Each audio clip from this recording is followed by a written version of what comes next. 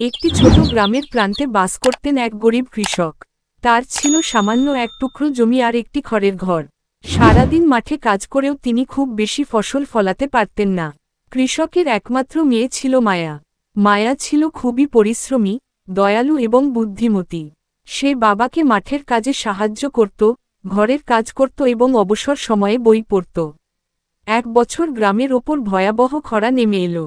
মাঠের ফসল শুকিয়ে গেল, পুকুরের পানি কমে গেল এবং গ্রামের মানুষ কষ্টে দিন কাটাতে লাগল। কৃষক খুব চিন্তিত হয়ে পড়লেন। তিনি ভাবলেন, এবার হয়তো তাদের না খেয়ে থাকতে হবে।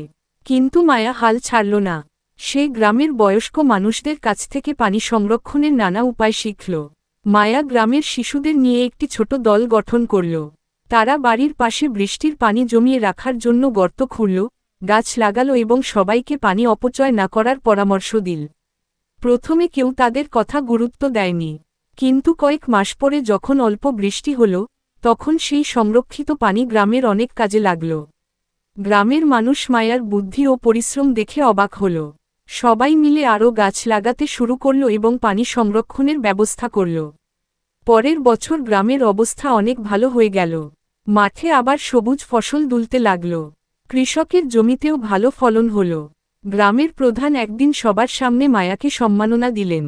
তিনি বললেন, মায়া আমাদের শিখিয়েছে যে দারিদ্র্য কোনো বাধা নয়।